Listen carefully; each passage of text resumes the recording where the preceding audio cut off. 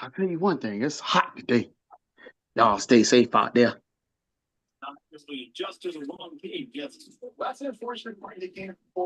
I'm just checking my name. What should I do?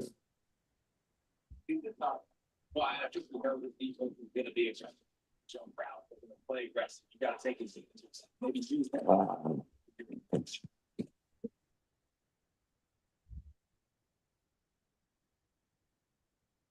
All righty. Whew. Every game, every era, every fan. You're listening to Squad Sportcast. Four brothers, one mic, all sports. We'd like to thank you all, as always, for your likes, your views, and your subscriptions to help make our last episode a tremendous success. Fortunately, for this week, there's no emergency counsel needed for another week and another unanimous decision. Our Crash King is in for the week. Let's give it up for Mike. Mike got the win. It is unanimous. Everybody that did vote on the poll, they voted Mike. Mike, I'm sorry. You are the Crash King this week. I need you to go ahead. And you got like 10 seconds to kind of give like a little mini speech. It's all you, brother. It's okay. I'm probably about to win it every week, and that's all right, because y'all need to know the truth. And most of y'all takes is trash. Not y'all, it's squad, but the rest of y'all out there in the universe be having trash takes. So I'm gonna have to crash out every time. It's all right. Keep going. All right. Well, we're gonna go ahead and move into it. Like I say, he can't run this week. The last time he ran it, he crashed himself out so much we had to get somebody to replace him. But like I said, let's give a round of applause for Mike. Congratulations, brother. Make sure to represent well tonight. Keep the streak alive. Like I said, we got a lot of sports to talk about, so let's get right into it. First things first. It is championship week, so I gotta bring this bad boy out for y'all. I gotta bring this bad boy out here for y'all. Y'all know I gotta do it. You know, being champion out here is so taxing out here, man. It's just so taxing. Just like the Super Bowl winners, the results are in.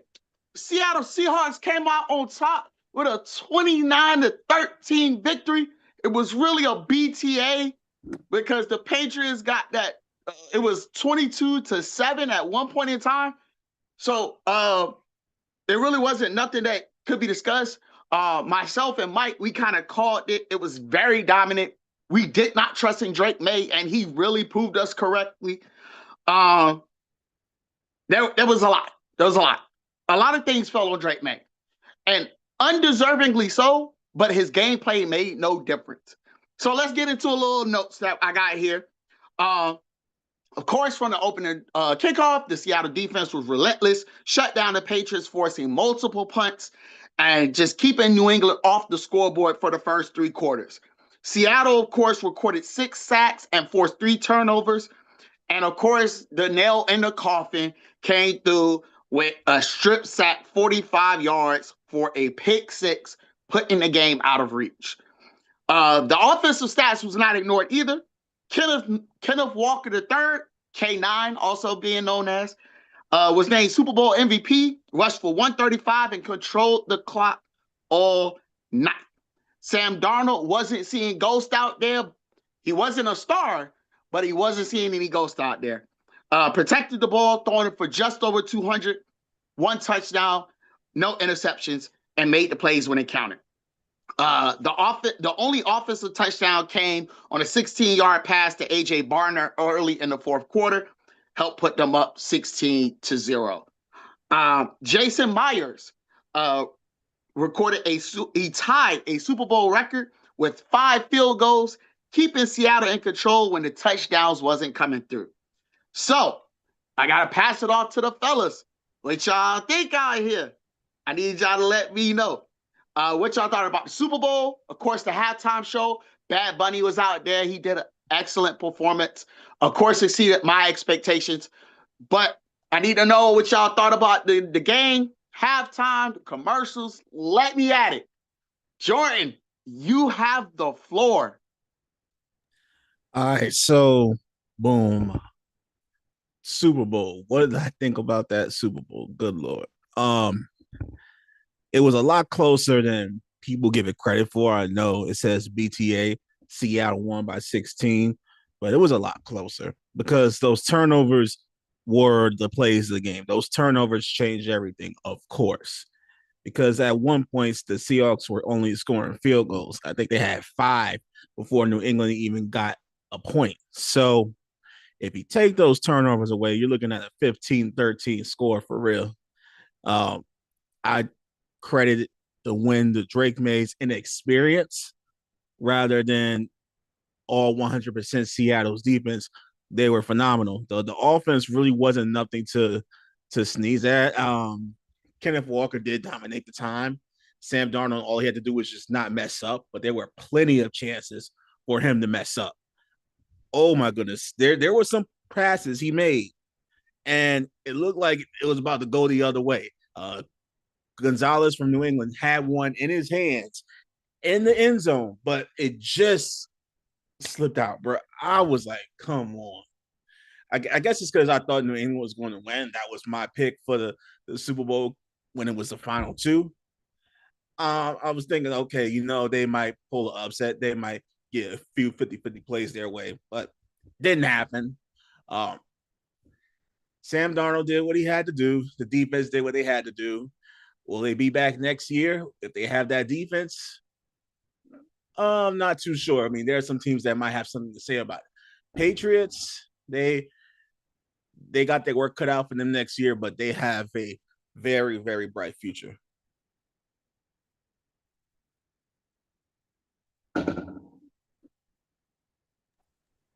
So for me, it was exactly what I told you.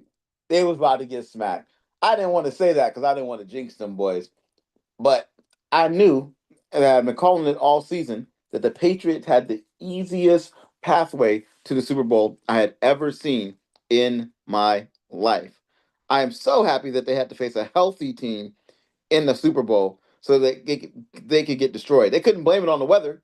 It wasn't because it was sunny out there in California, so they couldn't blame it on the weather. They could blame it on bad quarterback play because Drake May did not look like Drake May. He did not look like an MVP candidate. He looked like a rookie almost. I know he's a sophomore, but he looked like a rookie out there. Additionally, he couldn't figure out the defense that they were running. They were primarily running a zone defense, and then they'll alternate every now and again to a man, but primarily it was zone that was whooping them down. Also, the pressure that they were able to get on the front end against Will Campbell was kind of surprising, but not really. Will Campbell is a rookie uh, left tackle, of course, but he was picked number 4 overall coming from LSU. Everybody said that he should have been put as guard. They put him as tackle, and it showed why he should have been a guard. Now, the interesting thing is that Stephon Diggs did nothing the entire game. I thought that was hilarious. He was too busy unfriending Cardi B during the game in order to actually play. So that I thought that was pretty hilarious. I thought that honestly the punter could have gotten the MVP for the Seattle Seahawks. That punter was phenomenal. He had them positioned at the 3-yard line, the 2-yard line, the 5-yard line, the 3-yard line, and I want to say like the 15-yard line. But most of their drives started on the opposite side of the 20 that they'd want to be on, right? So the positioning of the punter, he was doing some coffin punts that were fantastic. I've never seen a punter that deserved an MVP, but if those touchdowns hadn't been scored late, I do think that he could have been in the running for MVP. And that's not to diminish Kenneth Walker. Kenneth Walker had a heck of a game. Um, I was excited to see him get a shine as the solo back without Zach Charbonnet. Zach Charbonnet is now injured. He was injured before the Super Bowl. So I think that coming for next year, it's going to be a difficult to not re-sign Kenneth Walker. He at one point may have potentially been a free agent, but with his showing up in the Super Bowl and with Charbonnet being injured, I do think he's going to be re-signed for maybe a 3-year deal, probably 2 years with a player option for the third year or something like that. The interesting thing is that a lot of people are going to now need to get paid. The Seahawks, for example, are up for sale now that they've won the Super Bowl. Their estimated valuation is around $8 billion. So I think a lot of things are going to be different next year. I don't favor the Seahawks to repeat, to be honest. I'd favor the field before I'd favor the Seahawks. I think things played themselves right this year. They didn't have to go against Josh Allen because, of course, he threw 4 turnovers in the divisional round and couldn't beat the Broncos. Um, then also, Bo Nix was injured, right? So they didn't have to face a team like that. Um, and then the Patriots, who again have the easiest pathway ever. I do think that the NFC next year is could repeat as champions as far as it being in the NFC, because there's a lot of teams in the AFC that have some ground to work their way up. I'm interested to see what Lamar Jackson does and what the Ravens do next season. I think the Browns might actually be interesting next year. They'll probably have a better record than the Steelers, especially since we have Mike McCarthy now. So Oh my just some goodness. interesting things there, and that's what's my take on the Super Bowl. I do have something to say about that punter being MVP. That would have been crazy. So the kicker was eligible to be MVP according to some bets, but because they had so many players betting on him and the kicks that he was making, they took him off the legs of parlays. So there was some huge controversy about that. And I thought that was crazy. What would it have been if a kicker had actually won MVP? I think the NFL would have lost their minds. You having somebody from special teams win it rather than a running back or a quarterback. But the fact that a running back won the MVP should tell you how bad the quarterbacks played. Which I was having a conversation with my brother watching the game, and he was saying that we gotta take that Sam Darnold not being elite mess out the window. Nah, it's still there. He played a average game. He didn't mess up, but he still had a lower quarterback rating than Drake May. So, and Drake May had 2 turnovers, actually no 3 turnovers, the fumble and the 2 interceptions. So that's not saying much, but yeah, the kicker probably should want MVP more than Kenneth Walker probably. We see, Jordan, you gonna have me get that Crash King title, and I'm trying to hold my composure. I'm gonna have to educate y'all, and I said it right, educate y'all on what it means to be a Super Bowl MVP. Keep in mind, yes, with MVP titles, it's mostly quarterback driven. Did the quarterbacks play efficiently? No, they did not. But again, here's your hot take. I get that the kicker was in the leg to get the MVP because again, 5 kicks in the Super Bowl, that's impressive. Of course, it's an NFL record. It's good to go. But you had Kenneth Walker, who was essentially forgotten about throughout the season because he was in a running back committee with Zach Charbonnet. And Zach Charbonnet was no bum. So we can't act like it was no what's called behind it. We know why Kenneth Walker got that MVP. Because when Zach Charbonnet went down, they looked at this man, Kenneth Walker, and said, listen, you're going to have to be the same person you was before we found Zach Charbonnet. And what did he do? He represented for the brand. He got the MVP because Sam Darnold's play was bad. That's the only reason he got it. I'm sorry. They both shared the team up at Disney World. That's how bad their game was. They had to almost share it together. Like they shared that ride at Disney World. 135 yards, right? Oh, okay. Like I said, Kenneth Walker got 135 yards on a Patriots defense. That's not easy to do, but especially not in a Super Bowl, because Patriots are known for great run defenses in the Super Bowl. So he ran for 139 yards. Keep in mind, we played them and beat them. I don't even think LeGarrette Blount went over 100 yards. It's a pretty big deal when you don't, as a quarterback, when you don't have to actually work and push through. Like the Patriots running backs, they were in hell. So the tight ends for Seattle weren't. That was the reason that they got the distance. I think it was number 88 or 88. Greg Olsen's old number, whatever. He was the reason that they were going down the field because JSN was on vacation. He was at Disneyland before them. He had 4 for 27. They doubled him all night long. That man was on lockdown island. I know. That's what I'm saying. Lockdown island. He had that man Gonzalez. He was like this. No, you can't escape this. We doing this together all game long. Like, no, we're not about to do this. Christian Gonzalez, which, by the way, very top elite corner because he played lights out against the number one receiver this year. So we go talk. We'll get to that maybe at another time. But again, look at who we got for running. Keep in mind, your top runner for the Patriots was Drake May for 37 yards, 5 rushes. Ramondre Stevenson, no show, 23 yards. Trayvon Henderson, shout out VA, but 19 yards, 6 carries. They didn't run any plays for him. They barely ran any running plays for him. They were either outs, so small little flat outs to the left, nothing to the right, nothing straight forward. It was pretty much they were stopping Drake May's passes. That's why Henderson didn't get any burn. I'm telling you, it was because the quarterbacks were so bad that they gave Kenneth Walker the MVP. I understand he had 130 yards and like 170 scrimmage. I get it, but let's just say if Sam Darnold had 3 touchdowns, we'd be having a different conversation. If Sam Darnold had 3 instead of 1. Here's my whole thing. You didn't need it. You had a good defense. Like, you have your game plan. You knew what you were going to do. You were going to rely on your defense, and Sam Darnold just has to do enough. That's it. A lot of people talk about, oh, well, it's boring. This is a boring Super Bowl. You have to understand, the Patriots were not supposed to be there. I called this out last week.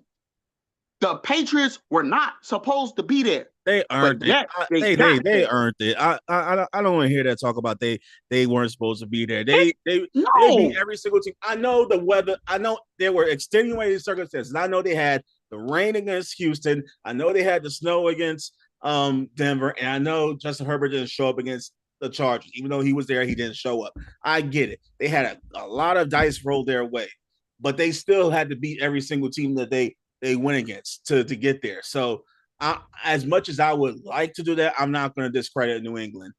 I'm discrediting. I'm going to say that both quarterbacks sucked. That's why Kenneth Walker got where he got. Nobody else did anything well. No, I'm sorry. No, I'm going to do it. I'm going to discredit him. This man rode on the coattail of his entire defense. And when his defense couldn't do the job and they asked this man to step up, he couldn't do it. I'm sorry. You sold. You had one job to do. You got the man that was seeing ghosts doing better than you. If he was seeing ghosts, what was you seeing?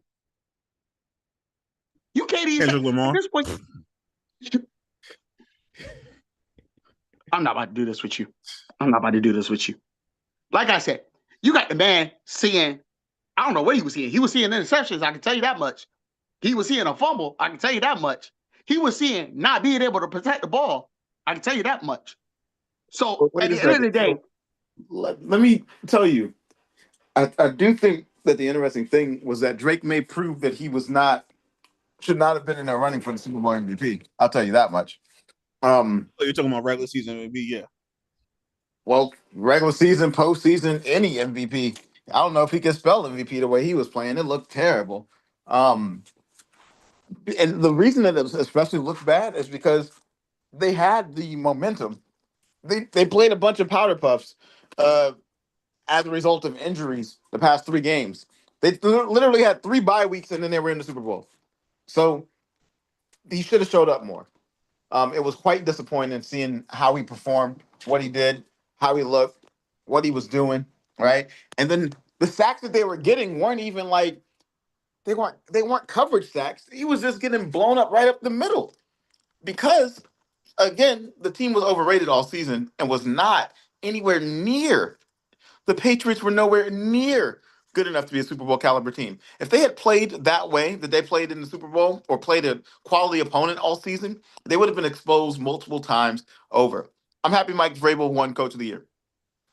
What I'll tell you is that Patriots next year won't be going through a third, the second easiest or first easiest schedule in the history of ever next year. Next year, they got to go through a gauntlet because y'all just came back from the Super Bowl.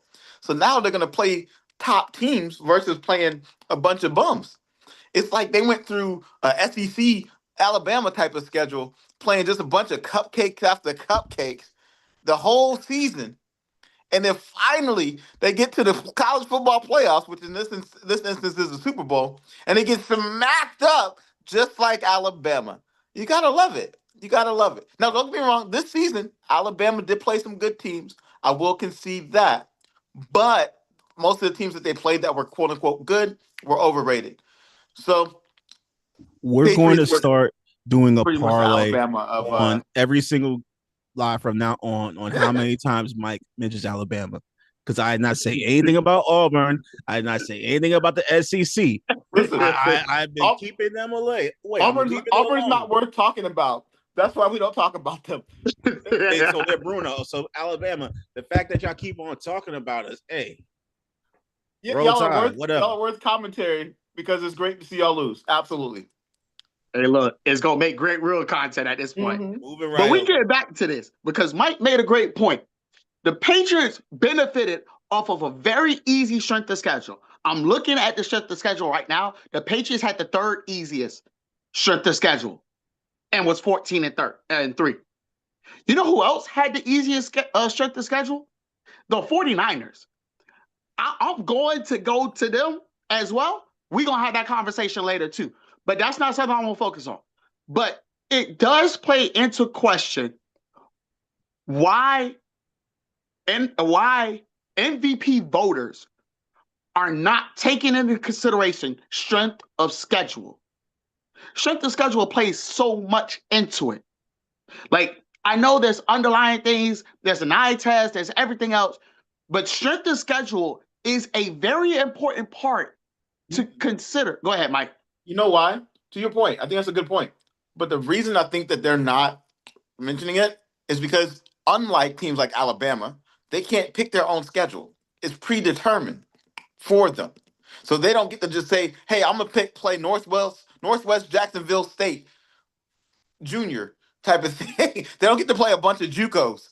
No, don't get me wrong. Did the Patriots play a bunch of JUCOs this year? Yes, but they were NFL JUCOs. So they were still teams that still would have destroyed any college team, you know? The thing is that with the strength of schedule argument, don't get me wrong, I'm a huge proponent that should be factored in. I'm not disagreeing with you.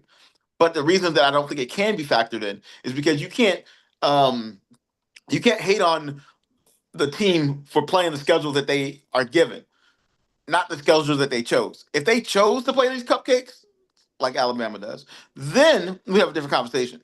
But because they can't choose the schedule in the NFL, I think it is fair to not put too much credence in the schedule, but it should be a determining factor in regards to MVP.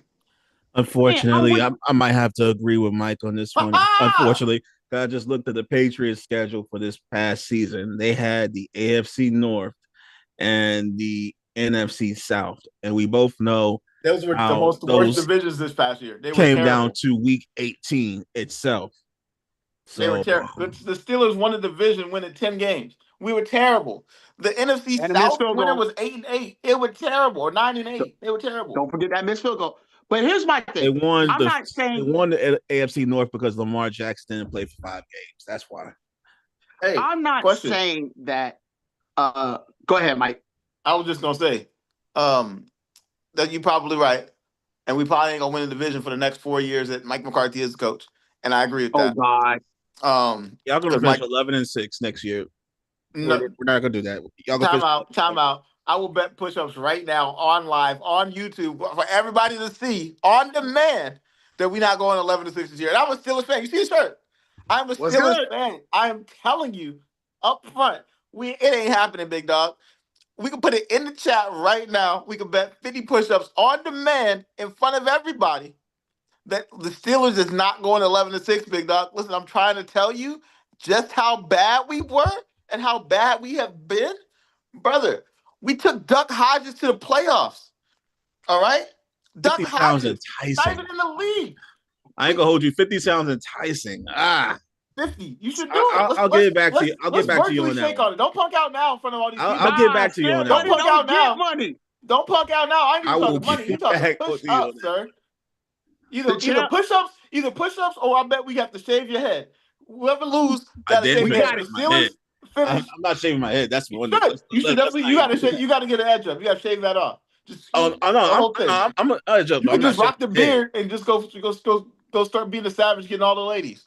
Listen, and I'll even put the bet up. If we win 11 games, I will shave my head is what 100%. I will shave my head if we win I would do 11 push-ups. games with Mike McCarthy as our head coach and Aaron Rodgers is 112 years old. Yes, this man farts out dust. If we win 11 games with that, That's brother, I will tempting. gladly shave my head. That's Because what I'm tempting, trying to tell bro. you is that I got time. we ain't going to the Super Bowl next year. That's what I'm trying to tell you. And I'm a Steelers fan. I need us to pick top 5 so we can finally get out of mediocrity. That's what I need us to do. I don't need us to have a Raiders season, but I'll take a Marv's crappy Giant season for once. I'll take that. Whoever's Absolutely. watching in the chat, put it in the comments. Should it be push-ups or shave a head? What should Either one, you got to agree to it though. It ain't just be. It's not a unilateral bet. I'll tell you either way. I'm down to do push-ups if we win 11 games because I'm confident when it ain't happening. I'm also willing to shave my head if we win 11 games because I'm confident it's not going to happen. Brother, I am a Steelers fan, but I am also realistic when it comes to football. Do you know how terrible we look right now? Brother, we have no cornerback 2. We have no wide receiver 2. Our starting tight end, Jonnu Smith, should be a third stringer anywhere else. Our offensive line is almost in shambles. On top of that, You gotta say it. You gotta say I can hear it. Yeah, don't punk out. Wait. Tell the crowd what you're selling. What bet is good? 50 push-ups. Okay, he said he ain't shaving his head. I need you to shave my beard if necessary. And my wife would have been mad as hell if I had to shave my beard because of that. But I'm trying to tell you, I ain't shaving my head now. Don't get her upset with us. We don't want that smoke. That's solely a you choice. Like I said, y'all heard it here first. 50 push-ups on demand. Whether or not the 2026 Steelers get 11 wins. So, like I said, loser is getting that 50 on demand. We about to be 5 and 11. What are you talking about? We get 11 wins. Hey, let me get back to what I wanted to say. Oh, man. What I was saying was, I'm fine with the NFL. I'm fine with how they do it. I think the schedule should be considered, and I don't think it is. Because, again, the difference is when you're battle-tested, it makes a difference. Like, when you're battle-tested and your team is relatively healthy, it makes a difference. So that's what I just feel like. Because, say, like, teams like look at the teams that were in the NFC Championship. I'm about to pull them right now. The NFC Championship, the Rams had a middle of the pack, Seahawks, middle of the pack. You had the Patriots at the bottom of the list, and the Broncos, let me see where they're at. The Broncos, middle of the list, actually one of the hardest ones at a 0.505. So they had one of the hardest strength of schedules. And if it wasn't for Bo Nix breaking his ankle trying to run out of bounds, golly, Sean Payton, what was you thinking, brother? Like, I need you to do that. Your running back is there for a reason. Like, come on, bro. Like, tell us how you really feel. No, we're not gonna do that. We're not gonna do that. I heard Bo Nix was playing and one because he broke his ankles. Like, what? You're not gonna get me, Mike. You're not gonna get me, Mike. I thought he was playing NBA Street. That boy said, we gonna move on. Mike almost got me. We're gonna move on, ladies and gentlemen. It's time for one of Nick's favorite games. And I got 2 of them for you. The first one, Keep 3, Cut 5. NFL Super Bowl MVPs. Okay. Keep in mind, this is from 2010 onward. I have 8 random people in here. Y'all already know the fellas got to decide whether or not they're going to keep them or send them to the shadow realm. Let's get it started, ladies and gentlemen. Number 1 on the list, Nick Foles, 2018. What was his stats that game, you know? Hold on. I got to get stats. Hold on. You should always get stats. This is a sports show. What are you talking about? Unless you're Jordan, you don't like stats. But in reality, you got to talk stats. Hold on. I got you. I'm pulling them up right now. I ain't even do nothing. For the record, so, Nick Foles. Cut 5. Yeah, keep Okay. 3, cut 5. Nick Foles went 28 for 43, 65.1 completion, 373 yards, 3 touchdowns, 1 interception, 106 passer rating. And He he had that also receiving received, touchdown too. yep, on the Philly special. I'm gonna keep it. Keep it, I'm of gonna keep course. it. I think let's say it like this. The question is because Jalen Hurts is gonna be up here too. Would I keep Nick Foles or Jalen Hurts Super Bowl performance? Now, if it's the Super Bowl that Jalen Hurts lost, I would keep Jalen Hurts Super Bowl performance. If it's the Super Bowl that Jalen Hurts won, I would have kept Nick Foles Super Bowl performance. But y'all are Philly fans, so I'm gonna let you choose, Jordan. Go ahead. Nah, we'll keep this. We're gonna keep Foles first Eagles championship, Super Bowl championship. That is, we're keeping. All right, we keeping. We starting off. Easy keep. Next on the list, Aaron Rodgers, 2011. Here's the stats: 24 of 39, 61.5 completion percentage, 304 yards, 3 touchdowns, 111.5 passer rating. You know the interesting thing is that he was really good that Super Bowl, but I don't know that he was dominant. When I remember watching the Super Bowl, Steelers got destroyed. Don't get me wrong. The game was nowhere near close to what the actual score was. But I don't know that we got destroyed because Aaron Rodgers was just immaculate. I think we got destroyed because our defense was getting shredded, and we needed to fire our defensive coordinator at the time, which we did right after that. Um, Additionally, I think that we played too conservative offensively that game to actually put up a real fight. I think that there are better Super Bowl performances. For example, Patrick Mahomes' Super Bowl performance comes to mind. Brady's Super Bowl performance comes to mind. Um, the Didn't Cooper Kupp win the Super Bowl MVP a few years ago? His Super Bowl performance comes to mind. Um, Matthew Stafford when he won the Super Bowl MVP. I think he won Super Bowl MVP. I can't remember if him or Aaron Donald won that Super Bowl MVP. But either way, I would I would keep all of those ones over Aaron Rodgers' performance, unfortunately. So Yeah, that's my vote. So I say cut. yeah, love Aaron, but that one's gonna be a cut because it was a closer game than expected. So cut. We should have got destroyed by 45. That game was not close. I watched the game. We scored a lot at the last minute just to try to make it look competitive. We got destroyed in that game, but it wasn't because Aaron Rodgers was shredding us. It was because we looked terrible. Period. We didn't show up from the time we got off the bus.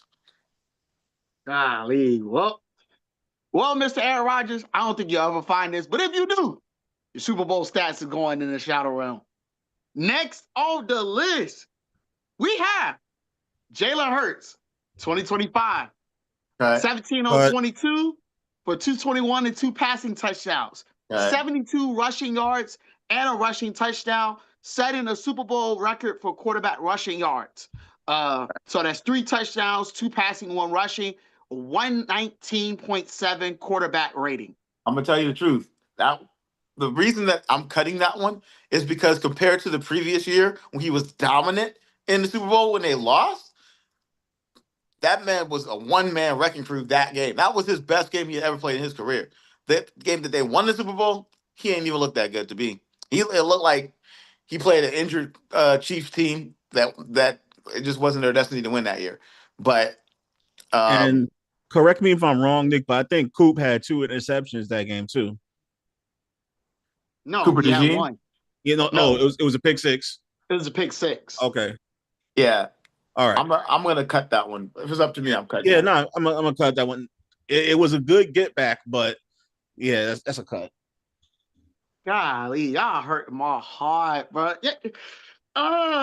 Hey, Mr. Jalen Hurts, I share with you as a champion, but unfortunately, the fellas cut your Super Bowl run. I'm so sorry out here. I'm so sorry.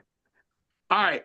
Next on the list, we have pause. Malcolm Smith, Seattle Seahawks 2024. 10 tackles, 1 interception, which was a 69-yard pick 6. He had a fumble recovery and a pass defense. I'm gonna keep that. He was the 3rd player in NFL, his 3rd defensive player to win Super Bowl MVP. Yeah. That was when the Seahawks won, right? Oh yeah, Yes. that was when the Seahawks won against the Broncos 43-8. I'm a cut. I'm gonna keep that one. He was dominant against Peyton Manning. And the impact that he had in that game in That was regards the number to one offense. I know, but still, he shut if them. He was a one-man wrecking crew. He had a he pick hasn't six, put, a pass deflection, a forced fumble, 10 tackles, and became the third player ever to be a defensive player to win a Super Bowl MVP. Listen, you got to give respect when respect is due. And I know I we am want to make putting it all about respect on his quarterbacks, name. but those stats tell me a different story. And the story that they tell me is that man was dominant in that Super Bowl MVP run. And for me, it would be an easy keep.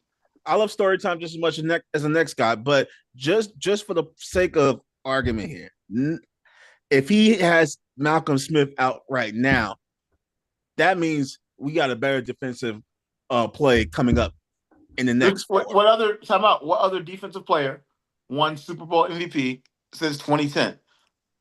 I don't know of another one. Because Ray Lewis won, but that wasn't in 2010. Did Aaron Donald win? Aaron Donald did not win. Matthew Cooper Stafford Kupp won won it that that. one. No, Cooper Kupp won it that year. In that case, if we're gonna have a defensive guy keep, I think he's the only defensive guy that's won it. We'll keep it. Then. We're keeping. That was my only debate there. All right, next on the list, Patrick Mahomes, 2023. Here is his stats. He's 21 of 27, 182 yards, 3 touchdowns, 44 rushing yards. Of course, I think, this was the first matchup against the Eagles.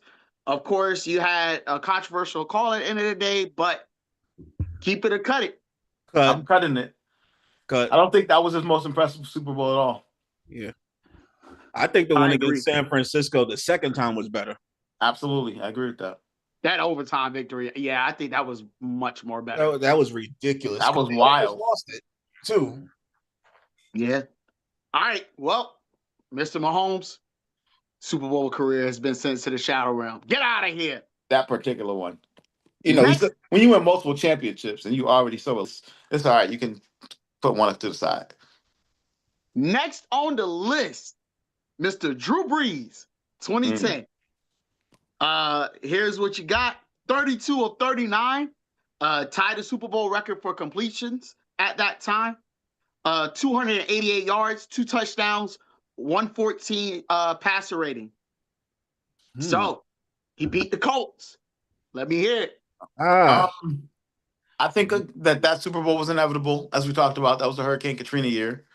I think that Super Bowl catapulted him into being a first ballot Hall of Famer. I don't think that that's going to be better than Brady's performance. I don't think that's better than Mahomes' performance. I don't think that that's better than Peyton Manning's performance when they won the Super Bowl. Yeah, I would cut that. Yeah, as much as that was a monumental win, I'm gonna have to cut that one. Yeah. All right. Only got one spot left, right? Mr. Drew Brees' 2. Your Super Bowl stats? Well, we got one more for the keep, but we have 2 more. Now, you got 2 more. One keep, one cut. Okay. Next on the list, Joe Flacco, 2013. Here's the stats that we have. Cut. 22 of 33, 287, 3 touchdowns, 124 passer rating. Cut. Joe Flacco was elite that Super Bowl run, though. And mind you, Joe Flacco's a player is not elite in general. That playoff run was an elite run. That was probably one of the best playoff runs we've ever seen from a quarterback. He was on fire the entire Super Bowl. I think that's the one where they beat Colin Kaepernick, right? Yep. In the Super Bowl. They beat Colin Kaepernick. They beat Peyton Manning, and I think they beat New England too. I think that run was immaculate. If it was the entire run that we were counting, I would keep it. If it's just for that one game, I'm gonna cut it. Cut. Because the special teams and defense also played really good. And that Jacoby Jones 104-yard kick return, that had something to do with it. And the lights went out that game. The lights going off. Yeah. Honestly, the lights going off was honestly the reason that the game was even that close. Because the Ravens was about to blow them boys out by about 35. But they realized they was old once the lights went off for about 35, 40 minutes. Yeah. Them knees started locking up. that Ben Gay started getting straight, it was bad. All right, ladies and gentlemen, Keep 3 Cut 5 edition. These guys rolled the dice on this. Let's see if they cook. You kept Nick Foles 2018 Super Bowl MVP. You cut Aaron Rodgers 2011 Super Bowl MVP. You cut Jalen Hurts 2025 MVP season. MVP Super Bowl. You kept Malcolm Smith's 2014 Super Bowl MVP. You cut Patrick Mahomes' 2023 season. You cut Drew Brees' 2010 season.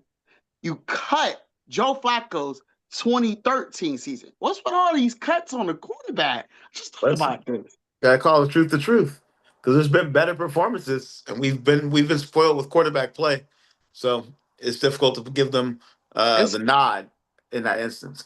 Well, the unfortunate part is you guys are terribly wrong with your stats.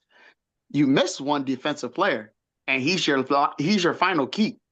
Von Miller, 2016. Perfect. Then we cooked. Yeah, Von Miller had a hell of a game that game. Yeah. Yes, he did. Let me spit his stats for you. 6 tackles, 5 solo, 1 assist, 2.5 sacks, 2 forced fumbles, and a pass deflection. We cooked.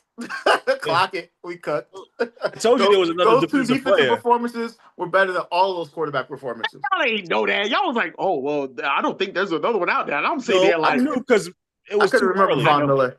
It was. I was like, there was one defensive player besides Malcolm Smith that had to be MVP. Yep.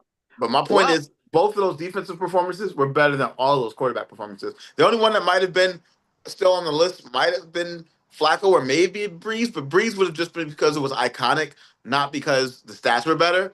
Flacco's run was immaculate, but again, if it was a whole run we were talking about, that's a different conversation. But just in the Super Bowl, he wasn't like amazing like that. And I'm surprised that Mahomes' other Super Bowl didn't get mentioned, because that would have been much more impactful. I'm surprised Brady's Super Bowl didn't get mentioned, because that would have been much more impactful. But I'm okay with that. Von Miller, Malcolm Smith, and Nick Foles run, I think we cooked. What do you think? We cooked, definitely. We did.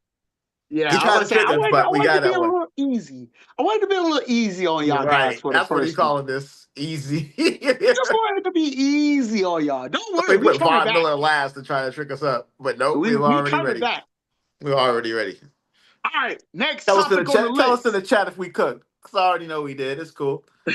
I'm up here with the Chef Boyardee in the pot, boy. Hey, well, chat, y'all already heard them. If you feel like they could, you got to let us know in the comment section. Let us know how we did. Let's move on. More recent success. Speaking of the Seattle Seahawks success, Clint Kubiak. He goes from calling plays and winning championships in Seattle to leading now one of the NFL's most unpredictable franchises in Vegas, the Las Vegas Raiders. So, Raiders finished 3-14 last season, locked up the #1 pick. Honestly, I think the move is fascinating. He goes from a championship franchise to one with a lot of draft capital, the top pick, and a somewhat talented offense. But with that, he has a ton of questions. Max Crosby is reportedly never playing another snap in the Raiders ever again. According to Tom Brady, yes. Yes. Of course, they got the #1 draft pick.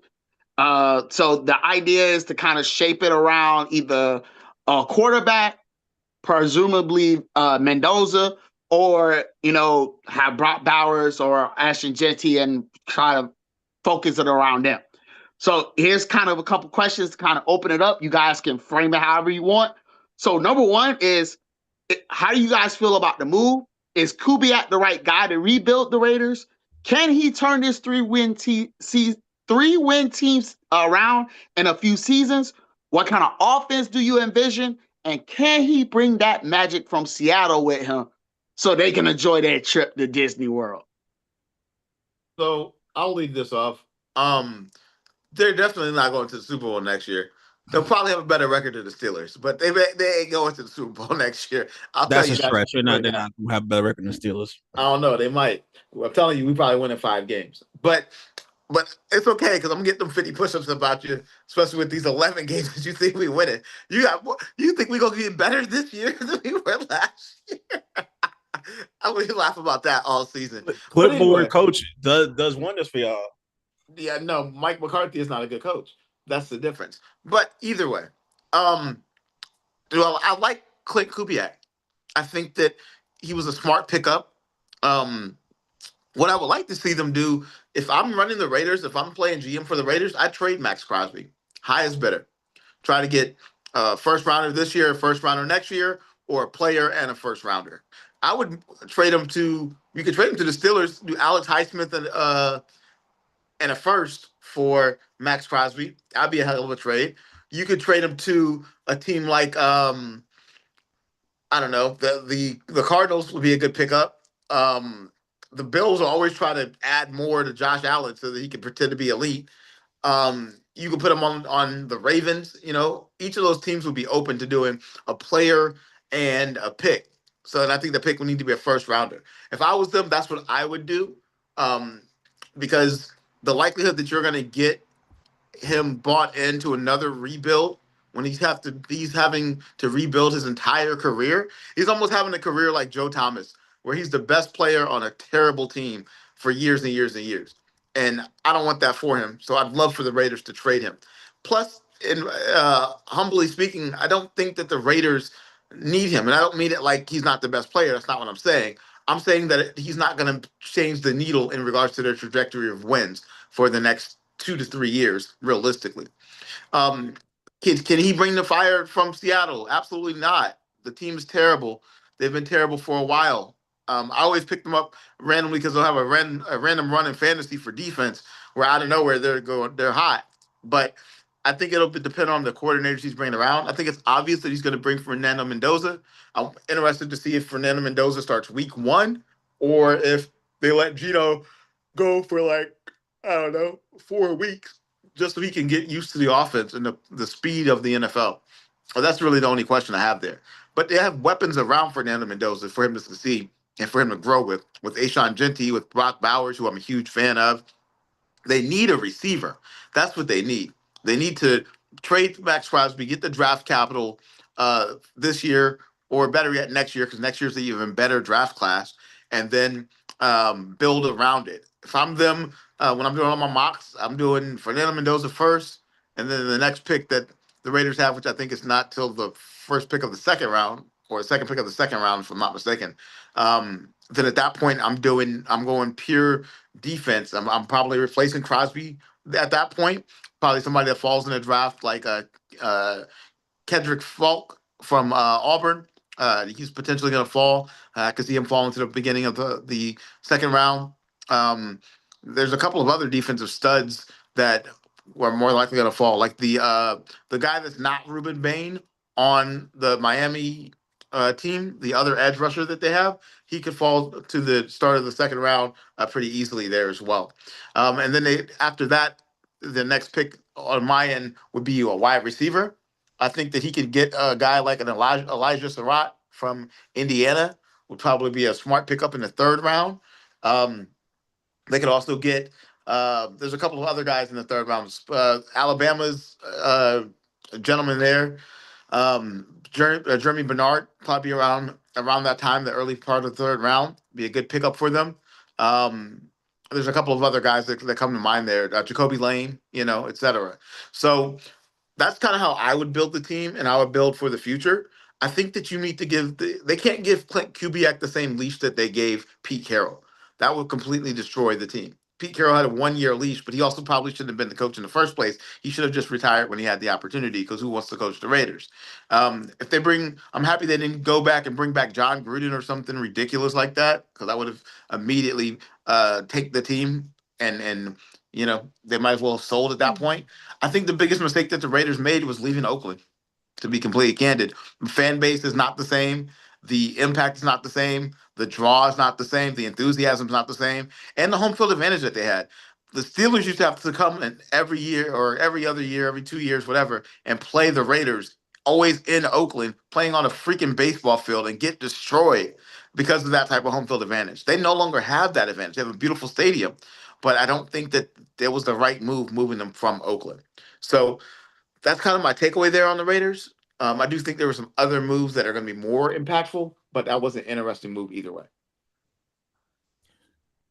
So I think it was definitely quite the gamble, no pun intended, that they got Clint Kubiak as their coach. Looking at the potential offense, seeing how he did with the Seahawks have a much better team. I mean, can't be that worse with the Raiders. I mean, even though their team still is needing a lot of work. I looked at your draft order, Mike. The Pittsburgh Steelers got number 21 pick in the first round, so they might get a decent receiver. I wouldn't want to trade that for Max Crosby, no matter what happens. Y'all gonna need that pick more than y'all would need Max. Max leaving will definitely mess them up. I think Mendoza, as far as how he's going to play, he's going to have a very bad first year, but I think his second year will definitely be much better because the first year is going to be just developing all that chemistry. They have none. They had none. They have none right now, and they won't have any for the first year. They're going to be switching players in and out. Hopefully, the coach won't get fired because it seems to be a thing in Las Vegas. They fire first year coaches when they had no time to really develop the team. So you're then firing them is stupid. But then again, it's the Raiders we're talking about. No disrespect, Callie, but we're talking about the Raiders here and their system. I know you've had your complaints too, so I'm not just throwing shade. Nonetheless, Mendoza is going to be their bright spot. He has a leadership spirit. He might not perform the best. I'll say this. You might laugh. Y'all might shake your head at this. I consider him Tim Tebow with a right throwing motion and less running. He'll be the leader, but that's just about it. Can I tell you multiple reasons why that's a terrible take? First off, Tim Tebow couldn't hit the right side of a barn. This man had the worst accuracy. Don't get me wrong, he beat the Steelers in the playoffs, so I can't immediately crap on him so bad. But to say that Fernando Mendoza, who's a lot closer to Chad Pennington as opposed to Tim Tebow, is a I'm Tim talking about Tebow leadership, not mechanics, but leadership. Oh, well, listen, if you have Tim Tebow's leadership with Chad Pennington's mechanics, you're a fantastic quarterback. I thought you were saying he had Tim Tebow's mechanics or Tim Tebow's throwing. Oh my no, goodness, that was that'd be terrible. a disaster. You were about to get demolished in the chat. But I was now waiting. that you're clarifying, That wouldn't be the first time. aspect, And then the pick wound up being right, or my take wound up being right. I'm no stranger to that. They could do that all they want. You said he was Tim Tebow with a stronger arm. That just means his mechanics are terrible, and he might as well play a fullback because that's what that sounds like. So let's clarify that. That's not what you're saying, correct? Correct. Okay, tell us what you're actually saying. Leadership, personality, like Tim Tebow, but mechanics, whatever quarterback you want to mention, Chad Pennington, whatever. But Tim Tebow, no. What was that, Nick? I couldn't even see that. It said defend that, sir. Oh, yeah. I'm trying to say he's Tim Tebow, but so that should probably be another conversation. It doesn't have to be now, but we should probably be comparing prospects and their comps and figuring out like what's a good comp for them. So, but yeah, no, I think you brought up some good points about him going to need multiple years in order to get there. Here's the real question that I have: if this draft, all things being equal, right? Let's imagine 2026, 2025. Let's imagine that they're in the same draft. Would you draft Cam Ward or would you draft Fernando Mendoza? Cam Ward. Cam Ward. Cam Ward. No question. Cam Ward. His mechanics are too good and too promising to pass that up. I don't know. I might have drafted Fernando Mendoza, to be honest with you. And this is why I say this. Um, Cam Ward played for 4 different programs. He was a 6-year senior. He was older as a rookie than a lot of the other rookies. He was older than some of the sophomores, in fact, and probably even some of the third-year players. Additionally, Cam Ward, who has a hell of an arm, but I don't think he's as athletic as he would need to be in the type of setting that he would have to go to if he had to go to the Raiders. So, um, if you look at Fernando Mendoza's impact and what he has the potential to do, he can move as we saw in the national championship game. 2, he's got accuracy. 3, he's got leadership. I like the Tim Tebow reference for leadership only. I think that's a good reference there because Tim Tebow's leadership was the best part about Tim Tebow as a player. But I would have chose Fernando Mendoza over Cam Ward looking at this draft. Do I like Cam Ward? Absolutely. But honestly, I like Shador more than I liked Cam Ward, and that's just calling him spade a spade. And the season kind of still showed that because Shador, as much as he probably shouldn't have, was a Pro Bowl quarterback. But I mean, if Joe Flacco could also be a Pro Bowl quarterback, then Shador can be a Pro Bowl quarterback. So why not, right? I mean, heck, I thought Jordan was putting his name in the hat to be the next Pro Bowl quarterback too, because they didn't just put anybody in there. I mean, I'm ready though. I'm ready to just give me 5 years. I mean, but considering 5 years, since we're talking about it, what was the average year of the Indiana Hoosier player this past year? Was it like 5, 6, 7? What was it? Like, I think they had like 8-year seniors there, and No, they were that was Carson Beck. You got that mistaken. I know you're a Miami fan, so you get distracted. That was Carson Beck with the 8-year Miami. season. Yeah. Oh, Miami, Alabama. Same teams that are crappy. All I know is you didn't pick Indiana to win the national title. Is what I remember.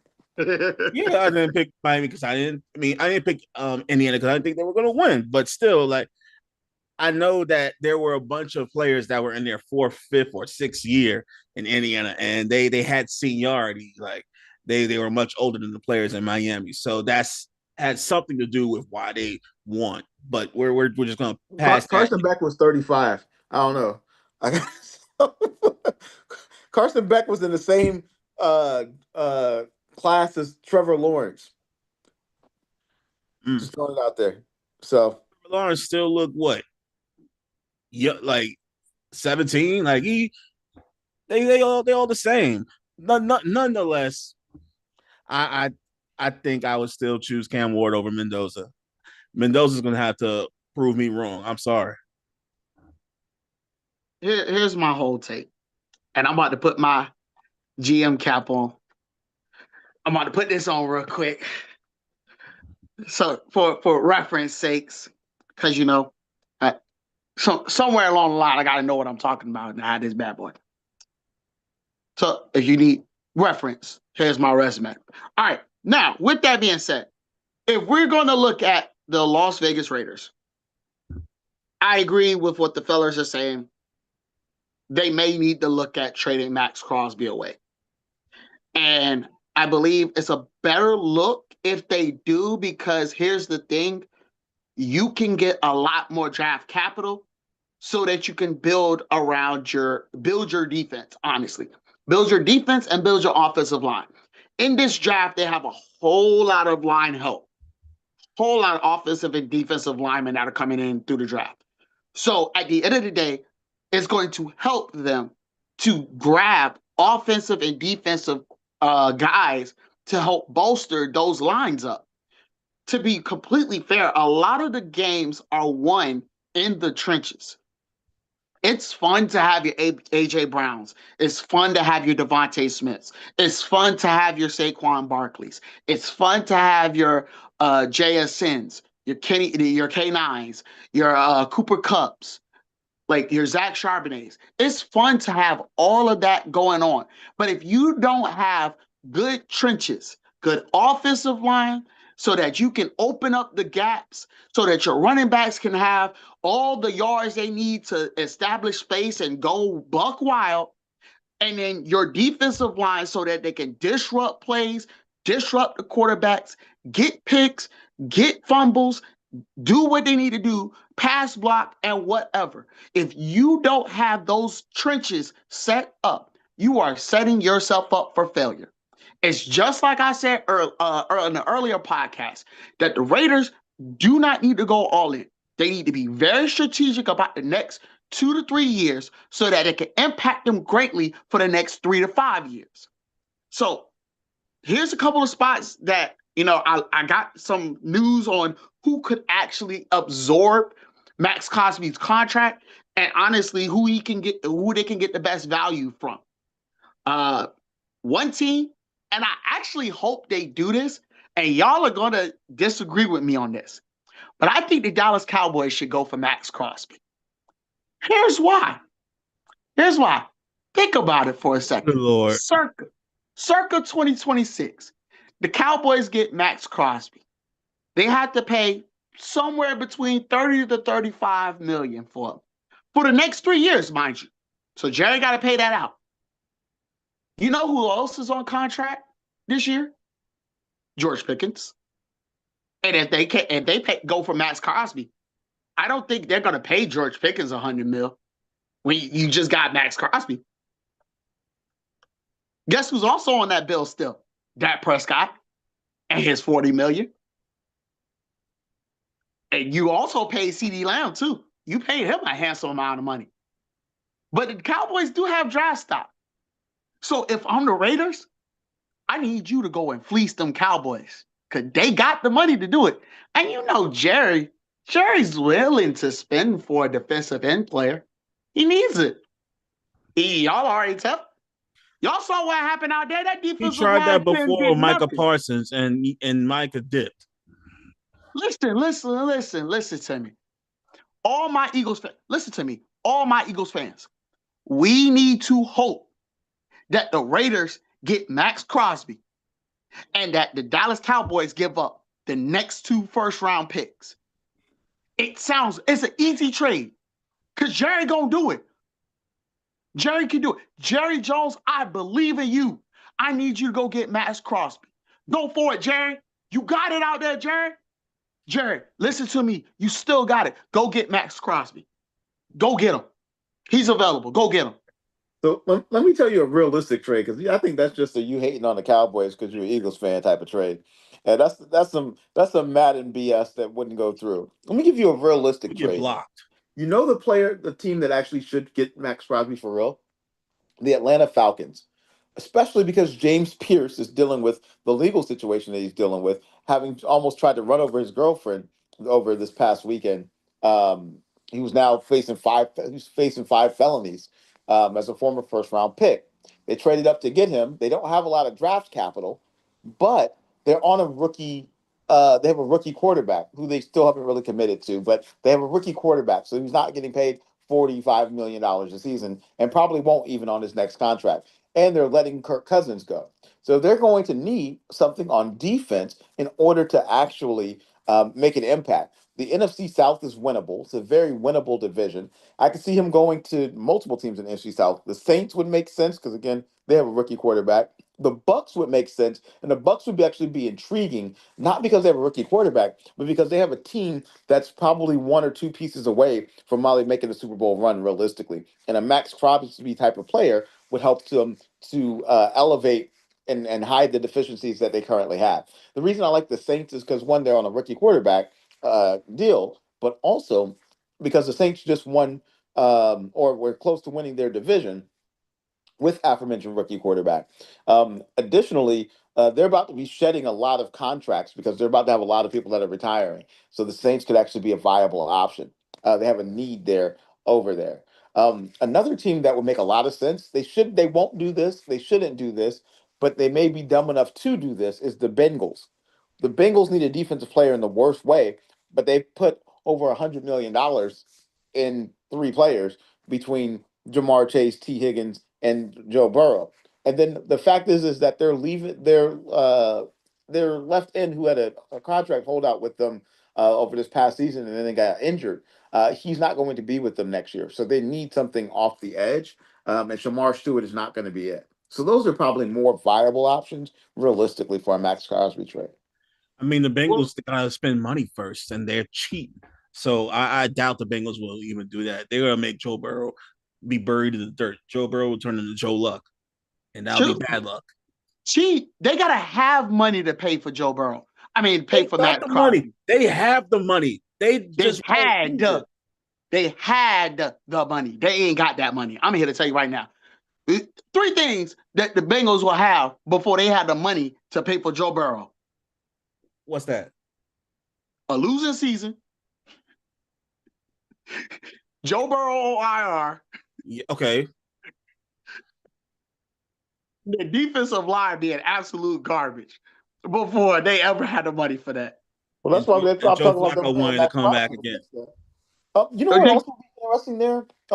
Let's look up. Have you looked up how much cap space teams have? Can you look that up real quick?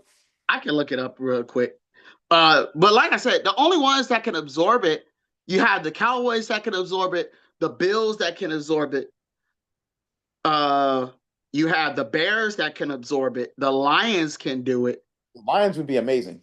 If the Lions The get Max Crosby, Niners, the Lions are in the Super Bowl.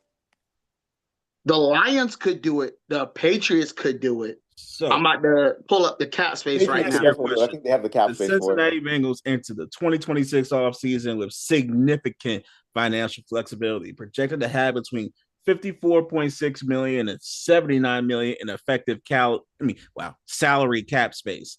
I'm saying that would be a reasonable trade. The Bengals, they could be aggressive with high value free agent acquisitions to bolster the defense and overall roster, but they won't do it because they're cheap.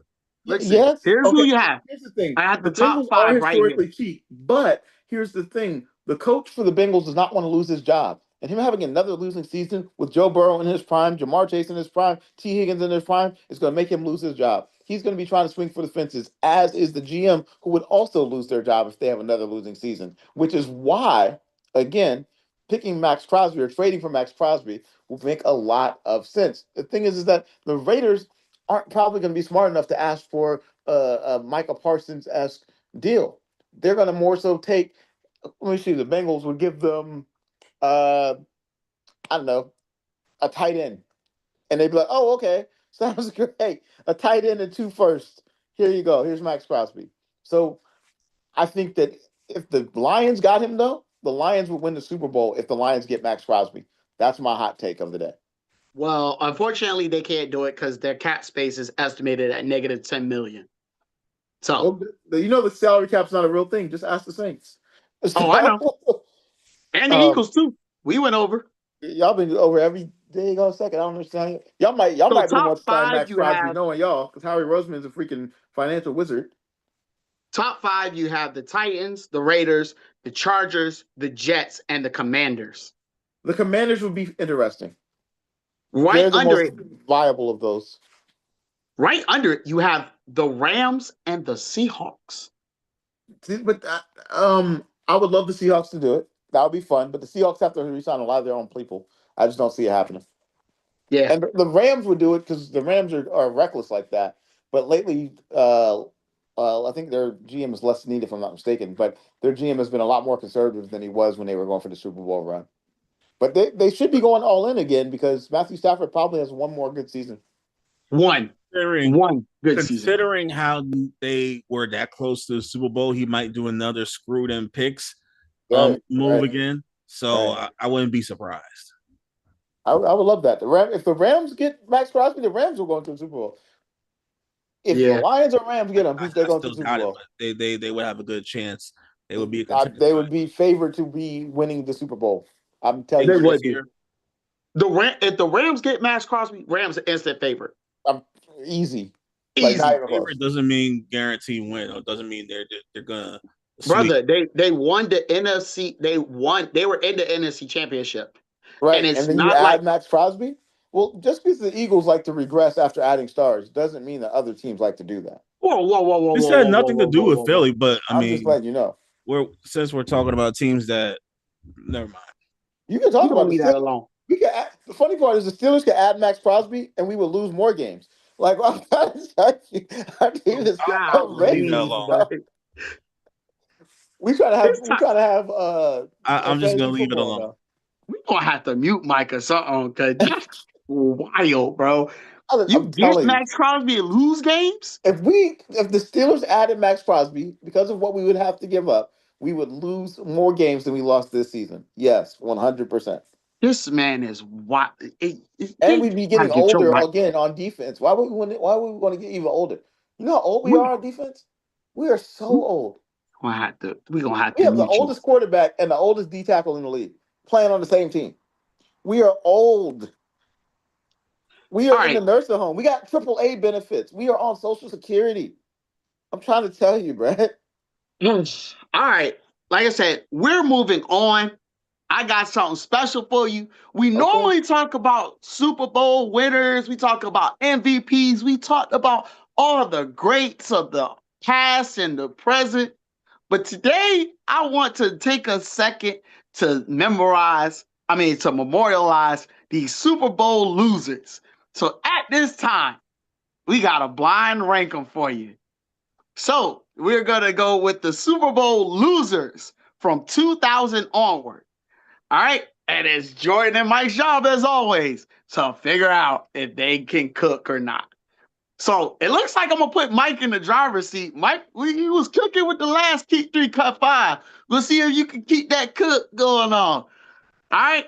So blind rank 'em Super Bowl losses. We're starting off this list. Number 1, Kansas City Chiefs, 2025. Losing to the Eagles, Yes. 6. They weren't that good of a team. And what's the number? How many we have? 6, you said? You got 8 of them. 8. Okay, so you said Kansas City losing, and it's ranking of worst to best or other way. That's the worst. That's the worst. Like number 1 is the best of the losing teams. Yep. I put them at 6. They weren't that good of a team. They squeaked by and they're lucky to be in the Super Bowl that year. 5. They were more so riding on the coattails of their previous wins. They wanted to three-peat, and that's kind of what was going on. But they 5. weren't that good of a team that year. I'm okay with 5. I just know they're not higher than that. Hey, listen, Mike got to be the driver on this. So, Mike, you got to be the one to say it. 6 or 5. 5 is good. 5 is good. I'm about to say, I'm going with what you say, Mike. You were the driver on this one. 5 is good. Next on the list, Carolina Panthers, 2016. When they lost to the Broncos? Yes, sir. That team, Cam Newton was fantastic. That team wasn't really that good. I'm going to go 6. The Chiefs would have beat that team. They were 15-1. I'm aware. Cam Newton was 15-1. That team had nobody really on the squad that was dominant like that. I think they still had Greg Olsen and they had Luke Kuechly. Luke Kuechly was fantastic. Greg Olsen was okay. Jonathan Stewart.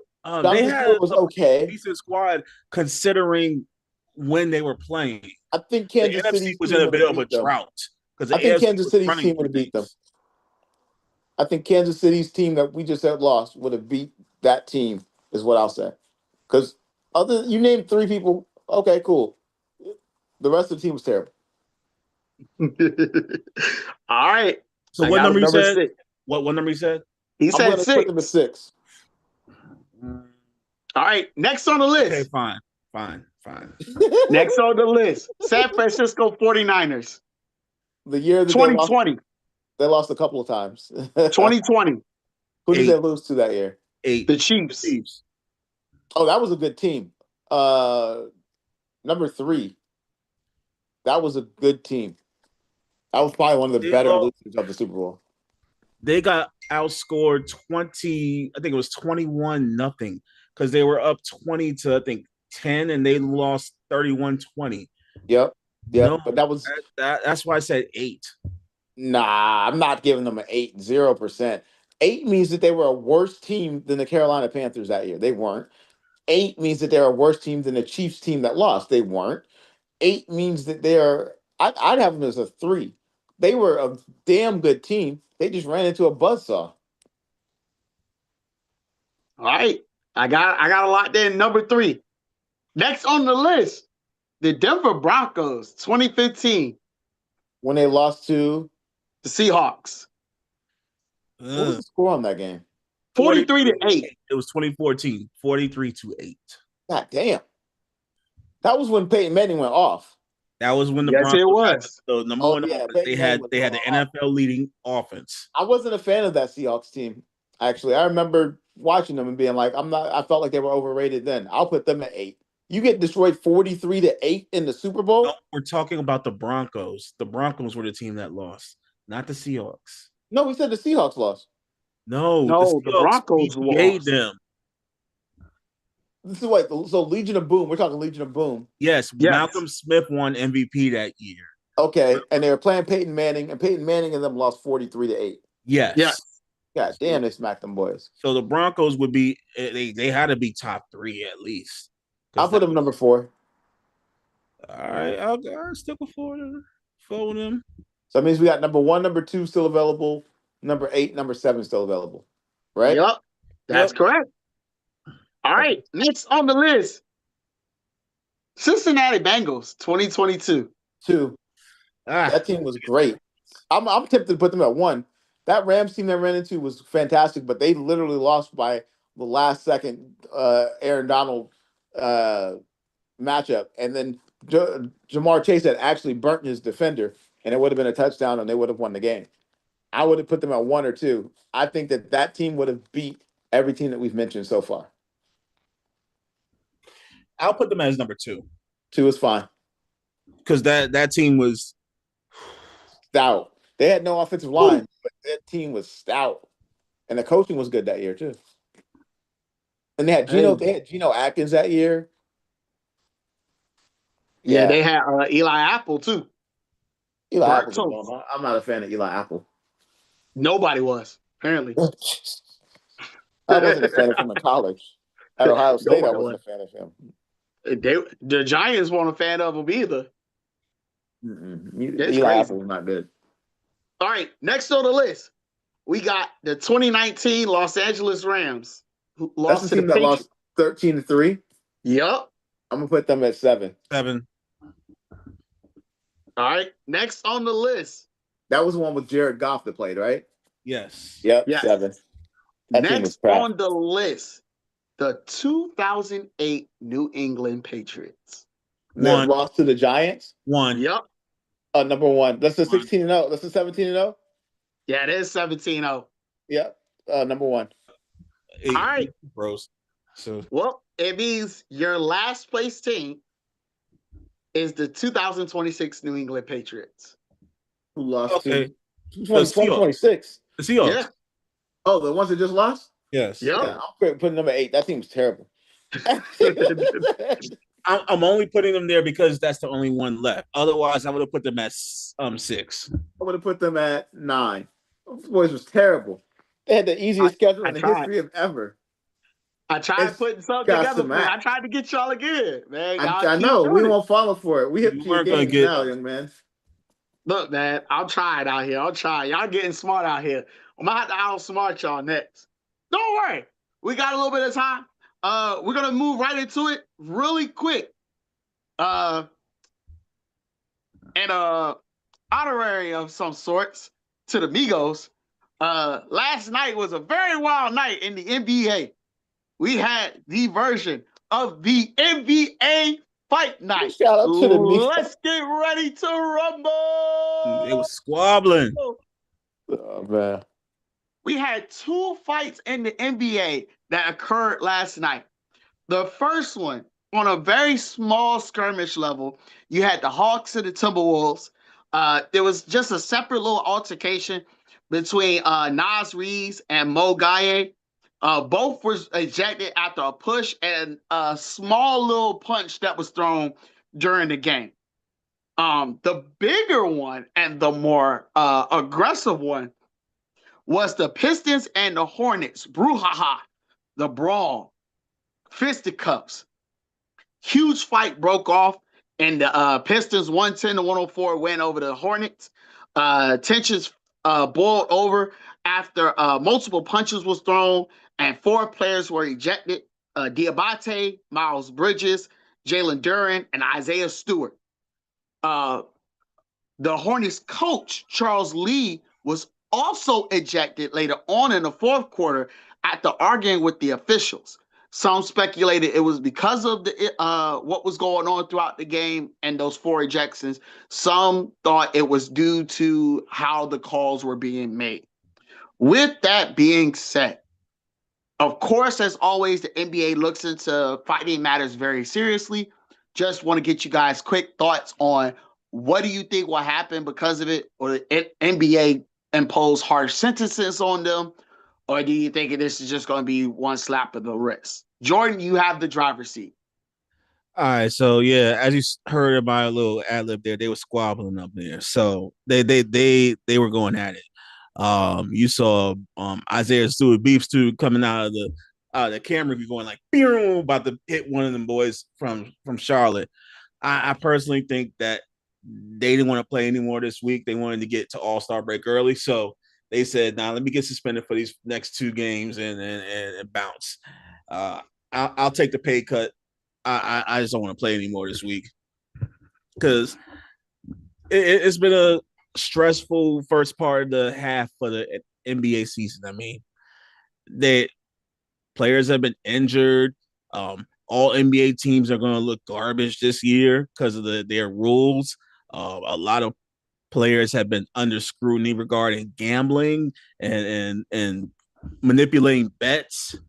So they just said, "Nah, screw this. I'm out." So they were fed up. They said, I'm just gonna sabotage this and then go home. I'll see y'all in what they're playing in LA, I think. They think I believe so. I'm not sure. Yeah, I think they're playing in LA this year. So they said, yeah, I'll see y'all in LA. I'm out. All right. Well, let me get my take on it. I actually seen the fight, the one with the Pistons and the Hornets. Um, like I said, the second part of the brawl was just completely unnecessary. I understand sticking up for your fellow mates. So the first part I'm cool with, because at the end of the day, you defend your teammate.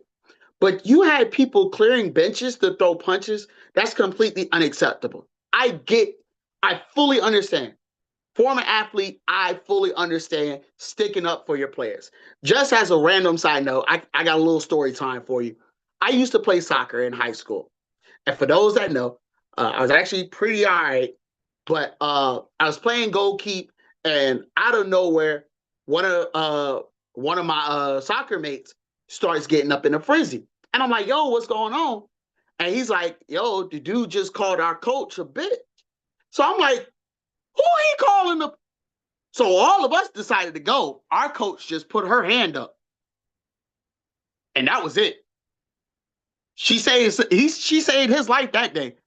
Because again, I understand the need of having to defend your teammates, your coach's honor. I get it on the field. I get it 100%. But there's no excuse for clearing benches in order to join in a fight. Now, if you just happen to be there because you're trying to break something up and if somebody socks you and you just want to throw a punch in in return, hey, I get it. I understand. But no point you come clearing from one side of the what's this called in order to join in. Like, I think that's something totally different. But Mike, what you got for me? I think it was hilarious with Isaiah Stewart fleeing off the bench to go try to scrap. I said, man, you won't even play it. You won't even suit it up. And you decided that you were just going to be the enforcer. I thought that was hilarious.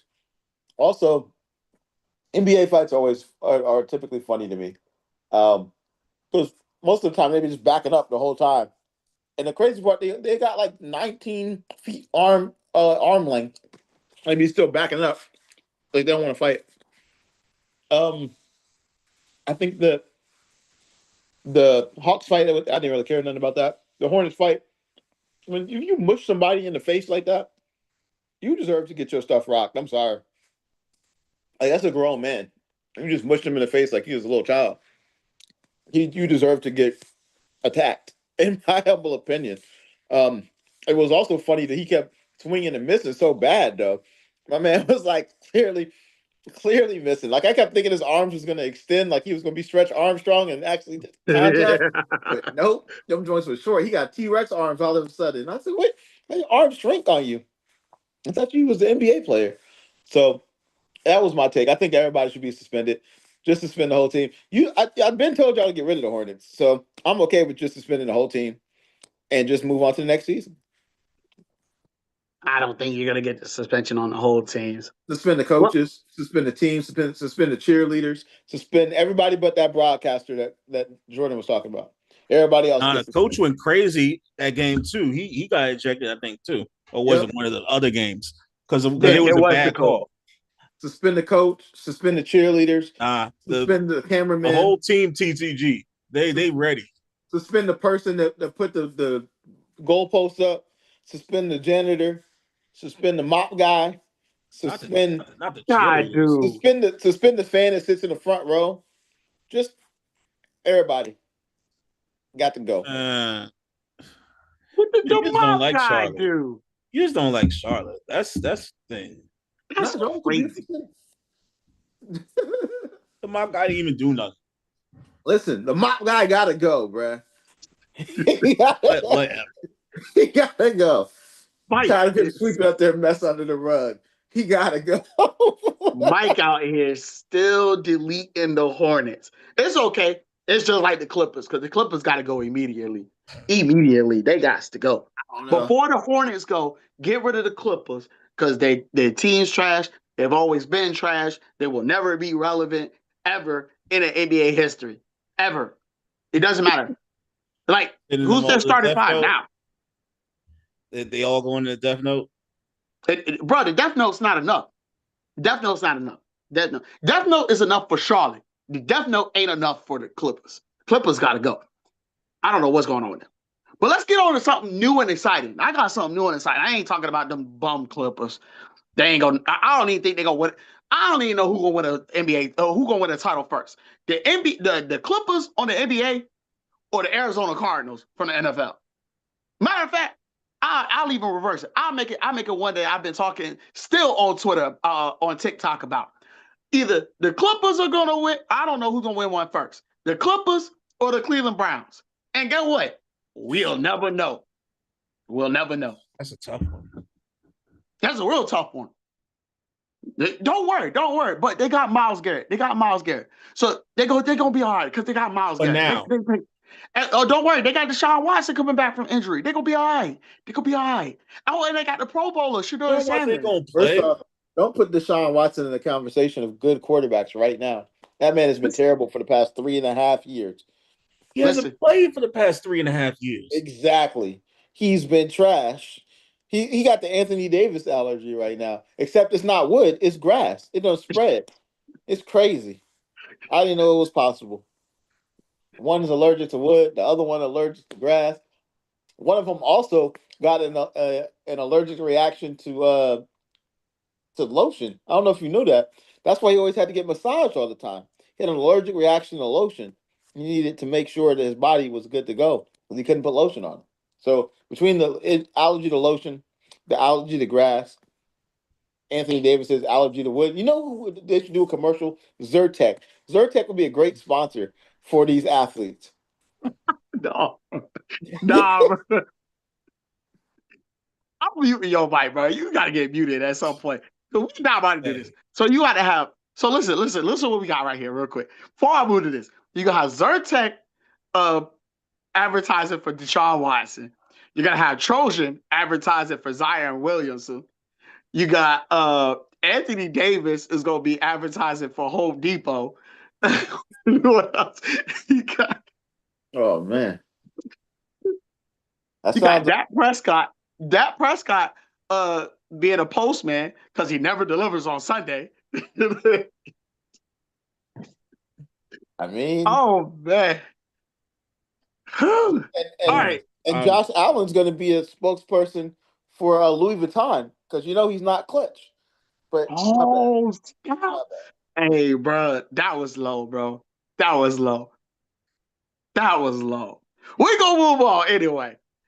So, wanted to throw something fresh and exciting on the table. The WNBA is heating up, and it's about time we gave it some love. You know, the WNBA delivers elite talent, clutch moments, high stakes drama, and it's only gonna get bigger every season. All right, this is what we got out here. You got a young star explosion. You got players like Jewel Lloyd, Asia Wilson, Sabrina Loneskew. Of course, you have Caitlin Clark, and of course the Bayou Princess herself. Um, all of those people mix of veteran and savvy and young players that's going to create must watch television. You also have some team rivalries such as the Vegas Aces, the Connecticut Suns, Seattle Storms, or the Dallas Wings. These matchups are packed with high energy, gritty defense, and game changing moments.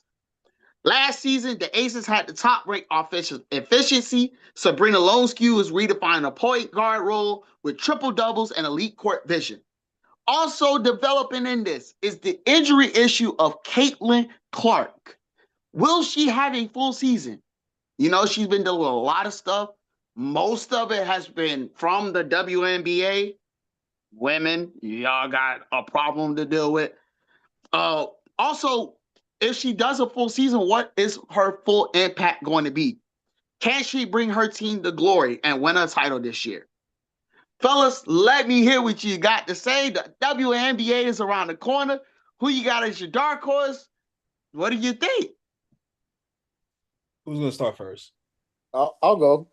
So, I like the WNBA. Straight up, I think that they play a great version of basketball. It's fundamentally sound. They're entertaining. They don't dunk the ball, which is the only thing we probably are missing. But NBA players do lame dunks in the games nowadays anyway. So it's not like they're up there doing 360 windmills or off the glass type of stuff. They're just doing like, oh, I jammed it with two hands. It's the same. Um, what I do value is my favorite player right now. I like Paige Bickers a lot, and I also like um, uh, the one that's with Bama Adebayo right now. Asia Um, Wilson. Asia Wilson. I want to say Asa, but I knew that was wrong. But yeah, Asia Wilson. She's fantastic. She's amazing. She's one of the best women in basketball, and one of the best players in basketball I've ever seen. She reminds me a lot of Lisa Leslie, but she has a stronger post game. It seems like to me. Lisa seems a bit more finesse. But I love that this iteration of women that are playing basketball, the WNBA, are crazy talented. A lot of them look good, They're dressing, they're styling, they're changing the game. I think they're bringing a new freshness to it. The part that I think that's incorrect is them constantly going on strike, right? I think they're on strike for the second year right now because they've signed a 1 year extension. Um, and I don't know, think they're going to get the revenue share or the level of money that they're looking for because they don't have the level of attention that they need. They've been uh, they've lost money every year as a business, yet they want to make more money individually. But the reason I think that that needs to be valued more is because we don't want them going overseas and dealing with situations like Brittany Griner dealt with. I think that situation kind of put a damper on the whole women's basketball having to travel internationally and do it internationally. But additionally to that, they would have to extend the amount of games they're playing. They're only doing like 30 games a season. 42. Like 82, You So know, you're doing 42 games per year. 42, yeah. So it's like not enough games for me to get as Mind interested you, in it as I would like to be. Mike, they get a break in the middle of the summer. Yeah. So I'm just saying it's just not as interesting as it could be because there's not enough games. And then additionally, I don't think they have enough teams. There's a lot of talent in the WNBA. There's a lot of talent in women's college basketball. Of course, I'm a Duke fan, so shouts to Duke. But South Carolina's crushing it right now. LSU's crushing it right now. Um, USC, the girl from USC, Juju's a beast. She's going to be a problem coming into the league. I'm a big fan of hers as well. So I like the W. My dark horse is the team I think is going to win again. I don't know if I have a dark horse, but I think that the team that's going to win this year is going to be the New York Liberty. They were runner up last year. They had a fantastic team. They're crazy talented. They have a lot of just amazing players up there. They've got Brianna Stewart out there, who's of course amazing. They've got great post play. They're deep out there. They got Sabrina Ionescu. They've just got a lot of stars out there. So I think that they're going to come over the hump this year and beat the Aces in the finals. I got the New York Liberty winning it all. All right. So, interesting thing about the WNBA. They're consistently in the red, even though their views and everything has been going up the last couple of years. Is because they've had so much years, like I said, in the bottom, and they're having to pretty much build themselves from the ground up, which is why they had to create Unrivaled just to get more attention. But even then, that's still not giving them the push they need to come up to an agreement, which is why their season coming up is in jeopardy.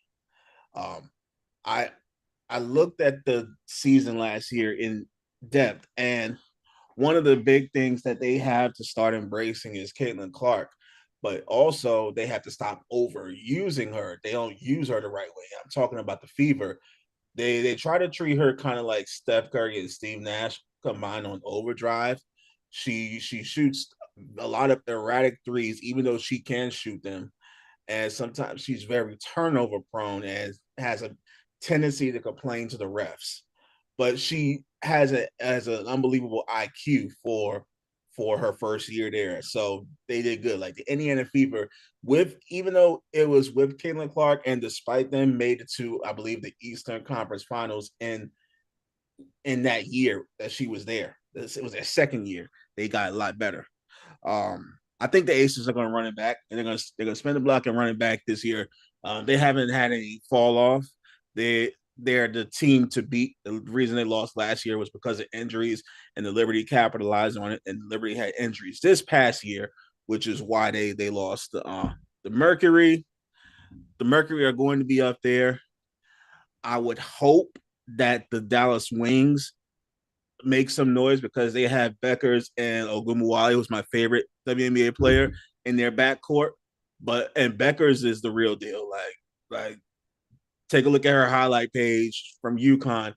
Beckers gets busy, and Enrique gets busy too.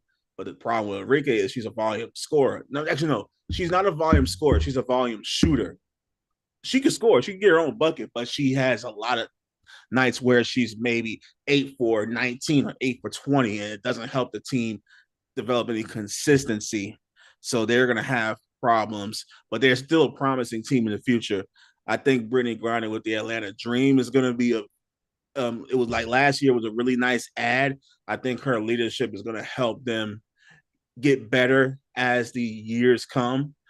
I'm looking forward to the talent that's coming out of the college scheme. I believe her name is Azzy Fudd from Connecticut. She's going to get busy. Flo J from LSU is going to get busy soon. Juju, like you said, from USC. I think if they stop giving her problems, I'm not sure if you heard of the name Keomi McMillan out of Penn State. She went to Rutgers at Penn State. She gets busy. Like if you look out your highlight tape, it's ridiculous. Like one-on-one, there is nobody that can really cover her. But that's the problem. One-on-one, nobody could cover her, but she'll shoot, she'll do volume shots and everything, but she's kind of off when it comes to defense. And a lot of teams have complained that she's not as much of a team player. But when you're one-on-one like that, and especially in the women's division, I'll take a one-on-one up on offense any day. And she's a bucket.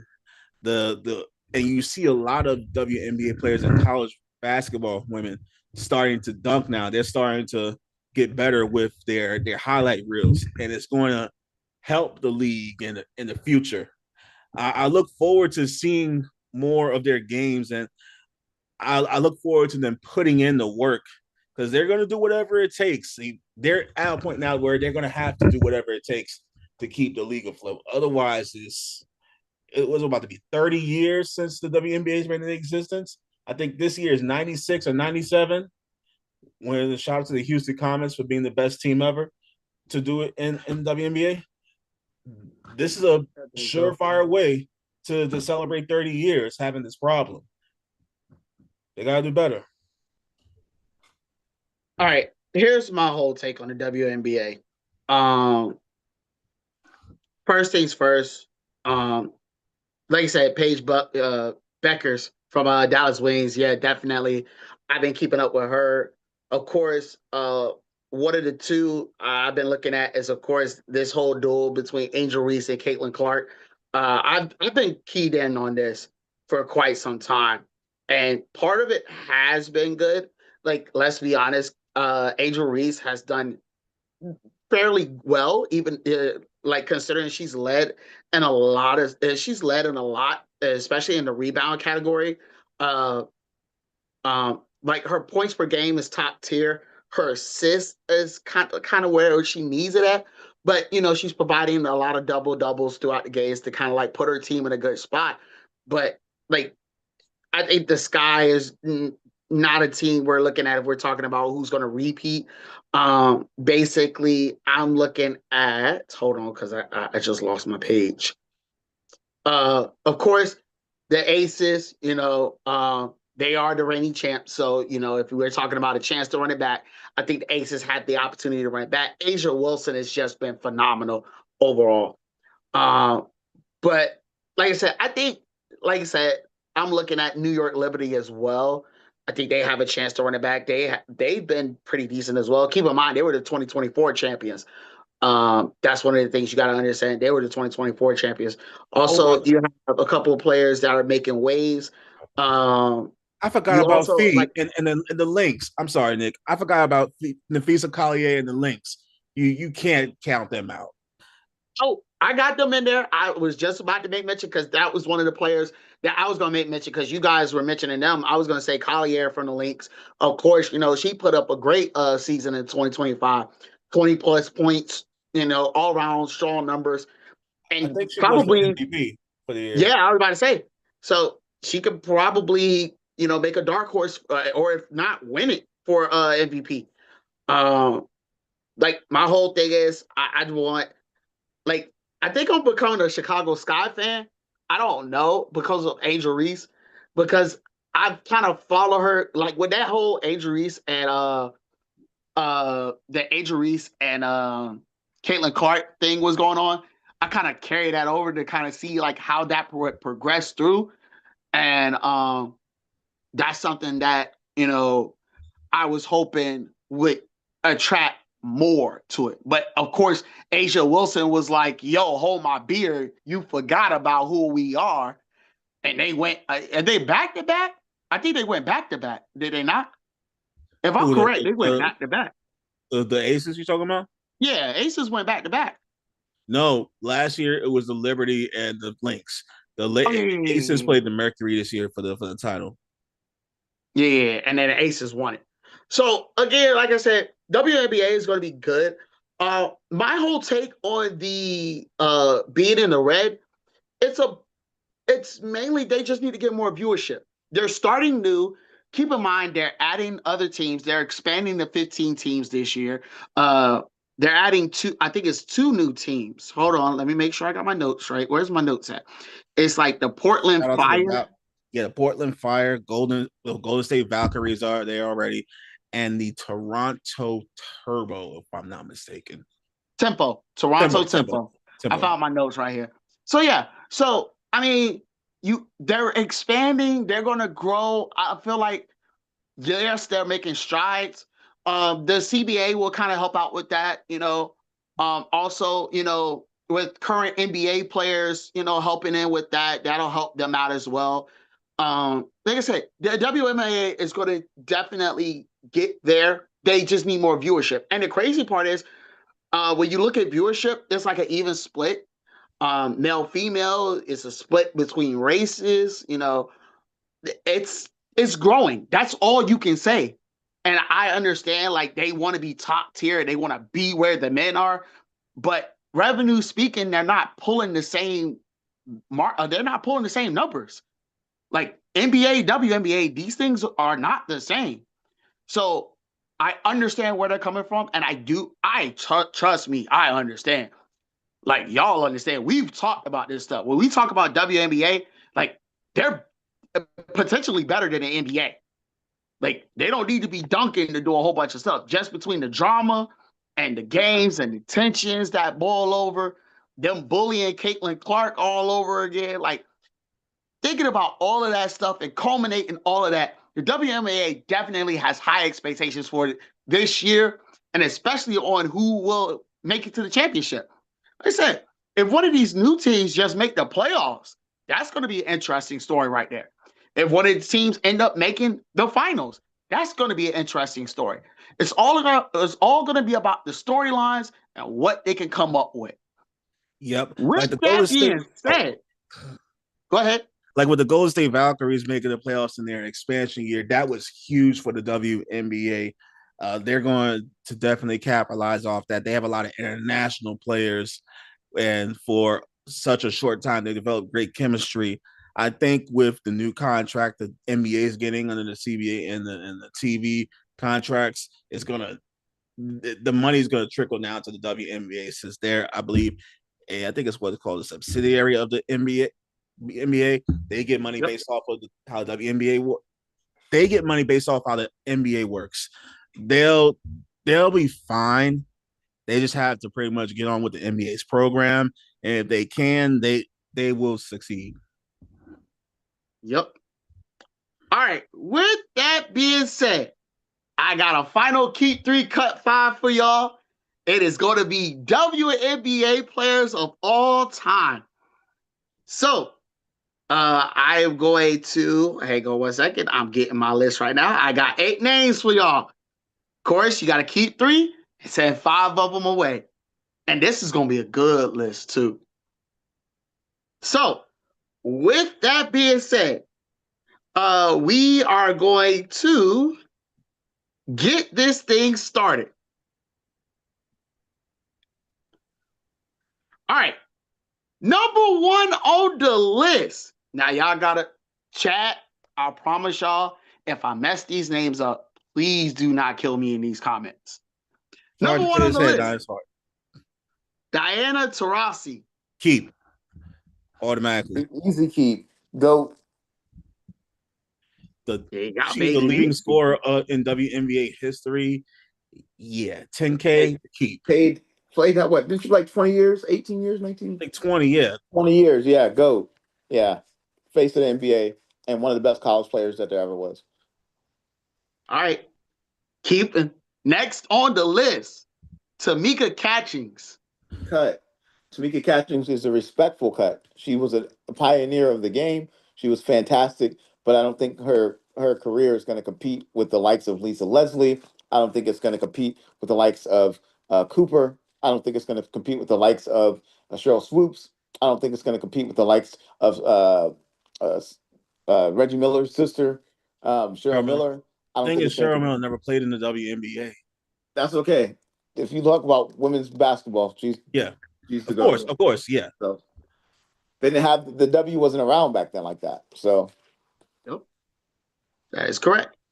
All right, Miss Catchings, you got to get out of here. Next on the list, respectfully. Keep that in mind. Respectfully. Next on the list, Swing Cash. Cut. Great point. I think she's a current coach right now. I think she's a coach of the Lynx. I could be wrong, but cut. Unfortunately, you ask me all time. Cut. All time going on my list. I don't care what you got to say. I'll tell you that. All right, she's out of here. Swing Cash. Respectfully. You out of here. Next on the list, Candace Parker. All right, but Candace Parker was my crush for a long while. What was it? The tallest woman that I had a crush on. So, Candace Parker. Hold on 1 second. What was her name? Amazing. But again, my top is going to be Taurasi. It's going to be Lisa Leslie. It's going to be doesn't have Rebecca Lobo. Wasn't she up there? You said Candace Parker, right? Yeah. Oh man. Okay. She's a beast. Don't get it twisted. But Lisa Leslie's career was so much better that I have to cut Candace Parker. Candace Parker is like a bit of a hybrid post. Like when she got into the WNBA, she gave the league popularity 100%. like it was missing. 100%. I think Maya Moore is a better player than Candace Parker was. I think Lisa by far. Which means to me that she can't be top 3 all time. Which is what we're talking about. Keep 3, cut 5. I'd cut her. Yeah. Okay. Respectfully. CP, I'm sorry. Big fan. Cut. Big fan. Respectfully, I'm a big fan too. Respectfully, gotta go. She's beautiful though. Next on the list, my personal favorite. If y'all cut her, I promise y'all we gonna have words. Immediately Cut her if you want to. I'm gonna have words. Maya Moore. Keep. That's I all I'm think her saying. career was too short. I needed her to have like 3 more years. She was fantastic. She was dynamic. She's one of the greatest college players ever. One of the best WNBA players. She revolutionized the game. I'm just thinking of players that I would want over her. Cheryl Swoops comes to mind. Lisa Leslie, as I stated, both of those come to mind for me over Maya Moore. For me, Maya Moore is probably fifth on that list of like all time, but she's not top 3 for me. But I'm open to y'all's discussion or to your discussion, Adrian.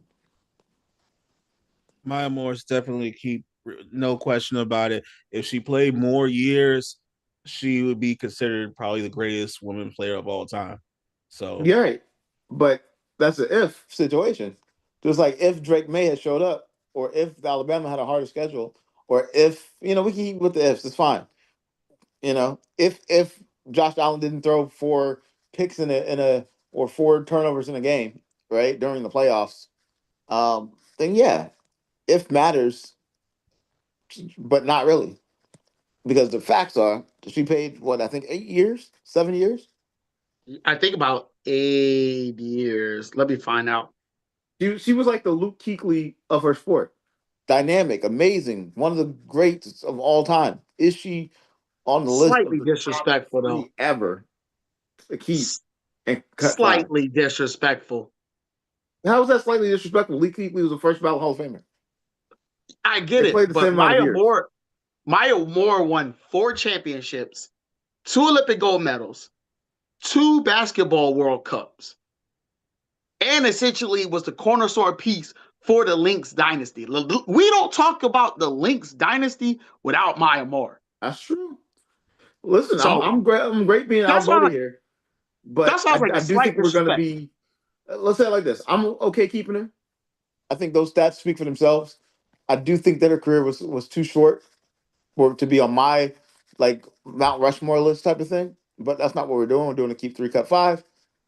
If you say keep, then we're gonna keep because I think you speak more women's basketball than I do. But I'll be upset if Cheryl Swoops and Lisa Leslie is on the list and we don't keep both of them. I'll tell you that. So, but feel free.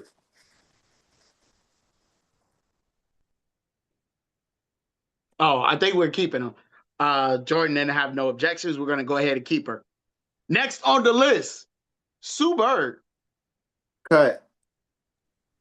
Ooh, But Sue Bird was fantastic. All-time assist leader, I think. All-time assist leader, one of the pioneers of women's basketball, great 3-point shooter. I think she played 20 seasons as well. Fantastic. I still wouldn't have her over Lisa Leslie or Cheryl Swoops, personally. Although Sue Bird would be the word I got cut. All right, Sue Bird. Respectfully. These are all respectful cuts, for the record. Respectfully. Gotta go. These are some difficult ones, I'll tell you that. Hey, I'm glad y'all said these are some difficult ones, because next on the list, one of the GOATs, arguably, but Lisa Leslie. Yeah. I'm good with the list being set right then. It wouldn't matter who else is up there. Shut it down. We have one more room for keep. I don't care. Lisa Leslie, uno numero. She's my GOAT of women's basketball for me. Followed by Diana Taurasi. For me.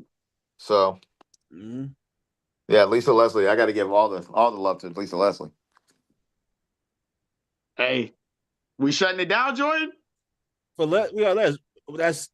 That's 2 keeps, right? 3. That's Maya Moore. Lisa Leslie, Maya Moore and Diana Taurasi. Oh, my thing froze, so I probably didn't hear Maya Moore. But yeah, dang. Who's the 8th? Because well, keep 3, cut 5. Let's see what the fellas work with. So you guys kept Diana Taurasi. You cut Tamika Catchings, respectfully. You cut Swing Cash, respectfully. You cut Candace Parker, respectfully. You cut Maya Moore. Oh my goodness. Maya Moore. You cut. Listen. I need y'all to understand. In another life, that's my wife. But we not here. But Super, you guys cut her respectfully. You kept on your final keep the arguable GOAT, Lisa Leslie. And your final cut is Asia Wilson. I'm okay with that. I'm okay. As long as you didn't say Cynthia Cooper, I was fine with that. Because that was the only one that I was like, listen. Because I would have some problems with you. If Cooper would have had a problem. I had to replace Maya Moore. Asia Wilson will be on the future list. You give her another 3 years, 5 years at the level she's playing, she would replace Maya Moore. She's already there, but the three that we have there are in a different league. But she's already up there as far as best WNBA players ever. She's the best WNBA player active and one of the best of all time, easily.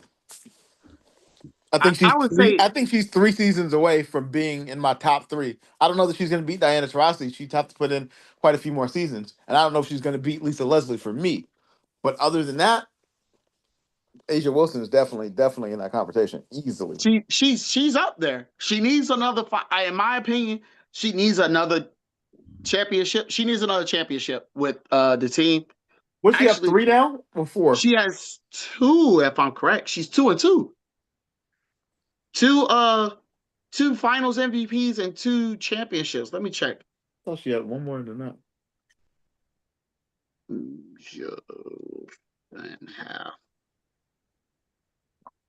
Yeah, I was about to say, 2. Yeah, she's 2. Went back to back with the Aces, and got finals MVP for both of them. So, she's the best player in the league. Oh, wait! I don't think they count. Because the Aces won last year, right? Yeah. No. This past year, yes. 2025. They did win this past year? Yeah, so she got 3. Okay. There you go. Yeah, so if she gets 1 more, I think it's a fair assumption to make. Because she's been one of the more dominant women's basketball players out there presently. And I don't think teams are, when we talk about playoffs, I don't think teams have an answer for Asia Wilson. I really don't. And it's because the team is so it's balanced built. Like, that team's so balanced. Like, okay, you might hold Asia at bay, but you're not stopping the rest of that team.